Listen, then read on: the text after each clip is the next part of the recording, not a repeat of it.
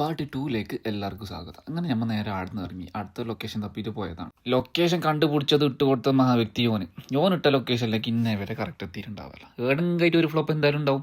ടാക്സിക്കാരന് പറഞ്ഞു ഇതിൻ്റെ അപ്പുറം ഞാൻ ഒരു അടി മുമ്പോട്ട് പോകാമല്ല, നിങ്ങളെ ലൊക്കേഷൻ എന്താ, അപ്പോൾ നിങ്ങളുടെ കിഞ്ഞോ എന്ന് പറഞ്ഞു. അങ്ങനെ റോഡ് സൈഡ് നമ്മൾ ഇറക്കിയിട്ട് ടാക്സിക്കാരന് ഓൻ്റെ പാട്ടിന് പോയി. അമ്മ എത്തിപ്പെട്ടതോടെ ഒരു സെമിത്തേരിന് മുമ്പിലേക്ക്. പിന്നെ വിചാരിച്ച് സെമിത്തേരി അവിടെ പോയിട്ട് 2 ഫോട്ടോ എടുക്കാമെന്ന് വിചാരിച്ചു. അങ്ങനെ നേരെ ഉള്ളിലേക്ക് പോയി സെക്യൂരിറ്റീനെ കണ്ട് സംസാരിച്ച് സെക്യൂരിറ്റി പെർമിഷൻ തന്ന് ഉള്ളിലേക്ക് പോകാനുള്ള നേരെ ഉള്ളിലേക്ക് വിട്ട്. ഈടുന്നാണെങ്കിൽ ഭയങ്കര വ്യൂ ആവേ. ഞാൻ ചങ്ങായിനോട് അപ്ലൈ ചെയ്തു, നീ ആടുന്ന ഫ്ലൈറ്റിൻ്റെ എടുക്കുന്ന സമയത്ത് ഇത് ഈടുന്ന് എടുത്താൽ മതിയല്ലേ, എത്ര നേരം ഈടുന്ന് കിട്ടീന് എനിക്ക്.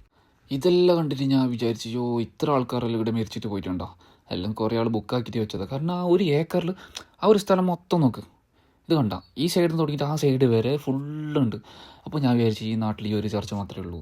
യോൻ്റെ പോക്കുണ്ടെങ്കിൽ ജയിക്കും അവിടെ കയറിയിട്ടുള്ള ആർക്കും വേണ്ടിയിട്ട് പ്രാർത്ഥിക്കാൻ പോകുന്നത്. പക്ഷെ അല്ല, ഒരു വീഡിയോ എടുത്തിട്ട് പറഞ്ഞിട്ട് ഞാൻ വീഡിയോ എടുത്തിട്ട് കൊടുത്തതാണ്. അങ്ങനെങ്കിലും ഒന്ന് തീരട്ടെന്ന് വിചാരിച്ചിട്ട്. ഈ ചങ്ങായിക്കാണെങ്കിൽ അറിയേയില്ല ഞാൻ ഇവിടെ എന്ത് വീഡിയോ എടുക്കുന്നുള്ളത്. വിചാരിച്ച് ഞാൻ ഫോട്ടോ എടുക്കുന്നതാണ്. അങ്ങനെ ഫോട്ടോ എടുക്കുന്ന ഒരു പോസ് ട്രാഫിക് പോലീസ് കാണിക്കുന്നതാണ്, ഓരോന്ന് കാണിക്കുന്നുണ്ടായിരുന്നു.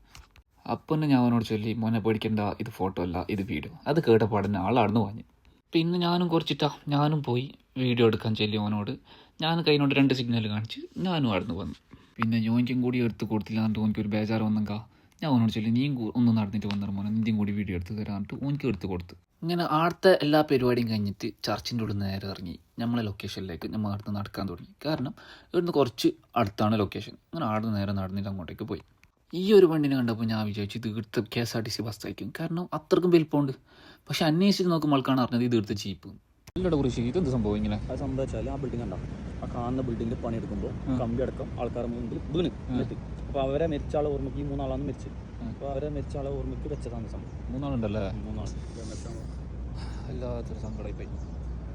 ഓൻ്റെ തള്ളൽ കേട്ടിട്ട് എന്തോ ഭാഗ്യം അപ്പുറത്തുള്ള ബിൽഡിംഗ് പൊളിഞ്ഞിട്ട് പോകാത്ത. ഇതെന്ത് സംഭവിച്ചാലില്ലേ, വേസ്റ്റ് കുപ്പിയില്ലേ, ഈ വേസ്റ്റ് കുപ്പി കളിയാണ്ട് അതിനെ വെച്ചിട്ട് ഇങ്ങനൊരു സംഭവം ഉണ്ടാക്കിയതാണ്. നല്ലൊരു ഐഡിയ. അങ്ങനെ അവിടെ വന്നിട്ട് ഫോട്ടോസും വീഡിയോസും എടുത്തുകൊണ്ടിരിക്കുമ്പോൾ മഴ വന്നതോടെ എല്ലാവരെയും പരിപാടി മുങ്ങി. അങ്ങനെ നേരെ എല്ലാവരും കൂടിയിട്ട് ഒരു സൈഡിലേക്ക് മാറി.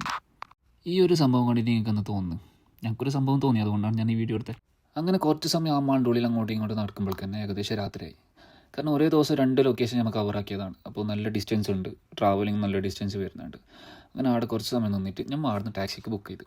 കുറച്ച് കഴിഞ്ഞപ്പോൾ തന്നെ നമ്മളെ ടാക്സി എത്തി. അപ്പോൾ ഇനിയും ഒരുപാട് ഇതിൻ്റെ കണ്ടിന്യൂസ് വീഡിയോ വരാനുണ്ട്. അടുത്ത വീഡിയോയിൽ കാണാം. ബൈ.